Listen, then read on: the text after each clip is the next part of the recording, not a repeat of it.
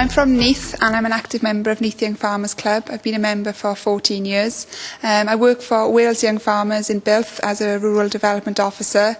The main part of my job is to make sure that the voice of the young people are heard in rural communities. I would love to be independent. I'm a home bird really. That Neath is where my friends and family are, and I can't continue to live with my parents for the rest of my life. But housing in Neath is unaffordable and unrealistic for any young person to buy. Every person's dream to own their own house and live in the area that they want to. Enw fi yw Steffan Arwel Evans a dwi'n byw yn Llandeilo yn Sir Gyfyrddin.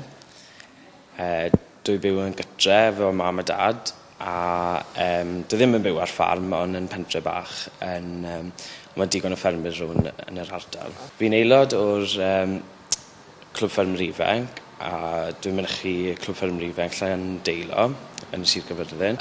Dwi'n licio bod yn gyfeillgar yn y cymuned ni a gweithio lot gyda'r sioeau lleol, sioeau ffermwyr lleol. Ac hefyd yr un yn Llandeilo yn Gwledig, dwi'n eistedd ar y committee, y show committee fyna. Amser yn henach, licen i bod mynd mewn i ieuenctid a gwaith cymuned. Dwi'n newid gorffen lefel A's fi ac rwy'n mae'n mynd i Newport nawr i astudio ieuenctid ar cymuned a gobeithio dod nôl wedyn i'r ardal yn Llandeilo i gweithio yn y cymuned a edrych ar pobl ifanc a gweithio dyn nhw wedyn. Bydd wastad lle i fi gytre dy mam a dad, ond mae fe'n ardal eitha drud, so gewn ni weld falle bydde'n bach o trwbl ar ôl dod mas o coleg i dod nôl i'r ardal.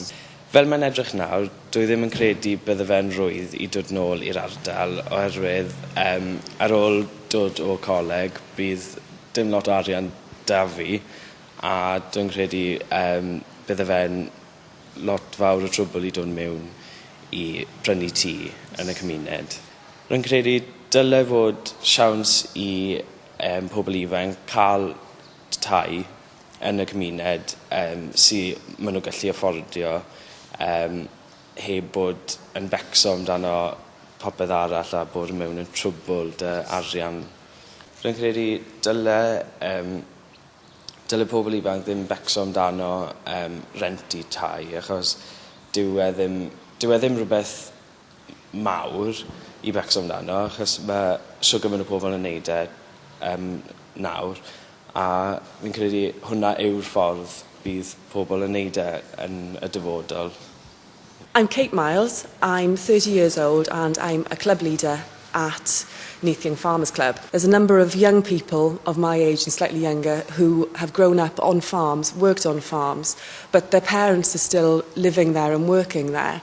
So clearly they're the next generation coming through, but they haven't got anywhere to live. They tend to look at caravans, static caravans to live at. However, there's a problem there in relation to planning regulations. The Gower is an area of outstanding natural beauty, which does mean that the planning controls are so much tighter. However, that doesn't help young people trying to make a future for themselves based in that area and support that rural economy. I'm Abigail and I'm from a little village called Skywyn, which is near Neath in South Wales. I've currently lived in my house now for 22 years on and off as I went away for 3 years to go to university. But now I'm back and I've been living there now for another year. In the future, I plan to stay around the same area because I do a lot of volunteer work within my local community. So I have a brownie and a guide group, which I'm solely in charge of. So we'd need to stay in the local vicinity to travel there every week. And I also volunteer for the Duke of Edinburgh's Award, which is in my local area as well. So I don't really want to leave them because I really enjoy the volunteer work. I'm not really happy with living with my parents at the moment just because I moved away for 3 years and it's so strange then moving back. But in the future I'd like to live close by but not too close. I think the chances of owning my own house are pretty low at the moment just because it's so hard to get a mortgage without an absolute massive deposit and it's not really viable at the moment until I get like a full-time job and then I'm reliant on myself. Ifans di'r enw, dwi'n dod o ardal Bala, Penllyn, Sir Feirionnydd. Dwi'n aelod o glwb Sarne, dwi'n bod yn aelod o'r clwb ers blynyddoedd mawr bellach, ers pan o'n i'n 11, dwi'n bellach yn dros yn 30.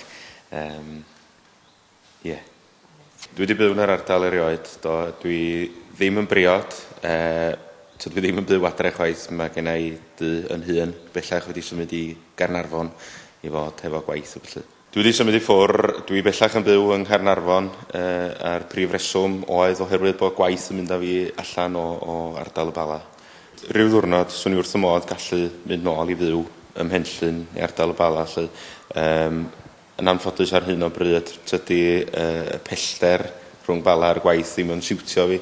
Mae'n llawer iawn gwell gyda i fyw yn agosach i'r gwaith, felly yn enwedig efo costau byw dyddi yma. Ar y cyfan, swn i'n dweud bod tai yn rhatach yng Nghaernarfon, oherwydd fel tre dipyn mwy na'r Bala.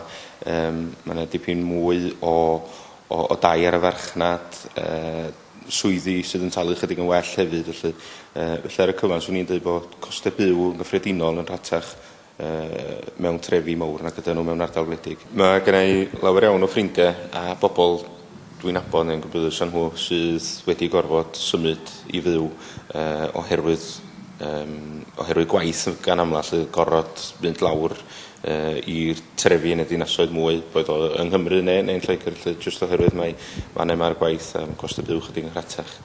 Dwi'n eitha hapus lle dwi ar hyn o bryd.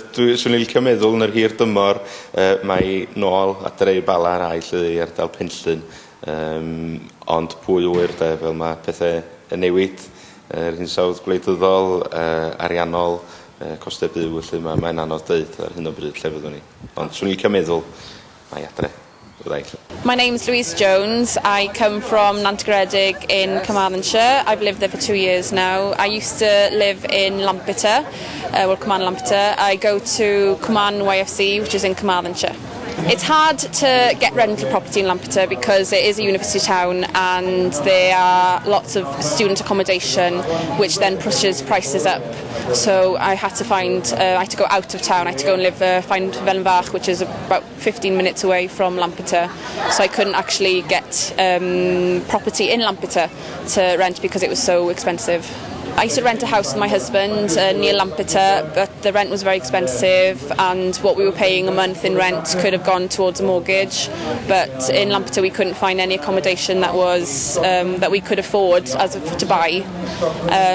So we moved. We had an offer from my husband's parents to being able to buy a property at a reduced rate, and that's the only way we could afford to get on the property ladder and buy our own house, because we no way would have been able to afford it otherwise.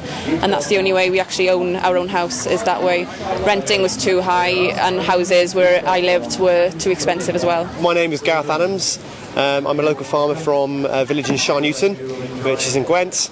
I've lived there, I've lived there all my life until recently. I got married and I've had to move away from the village to be able to afford a house about 10 minutes away in a place called Mega. So I've been there for a couple of years now with my wife. And it's a shame really, because I'd like to live in Sharnewton. It's obviously we've been brought up and lived all my life. It's a family farm, so it'd be nice to be close to the farm. But the house prices in Sharnewton are pretty high. I mean, you can't get much for under sort of £500,000 really there. So obviously we were completely priced out of the market for that. So we had to move a bit further away to set up home really. I'm Envis Evans and I'm the Wales YFC chairman. The YFC is so important in rural communities. It's been a strong movement for 75 years and it's got such a big role to play for the future as well. Young people have a big role to play in ensuring the liveliness of rural communities for the future. Rural communities are really important for young people. We've seen many people go off to universities in past years, but they want to come back to live where they've grown up and where they feel at home. Obviously, job-wise in our rural communities, salaries aren't fantastic, which obviously has an impact then on the cost of housing, and there seems to be it's quite expensive in our rural areas, and for us local people it's very hard to get on the property ladder.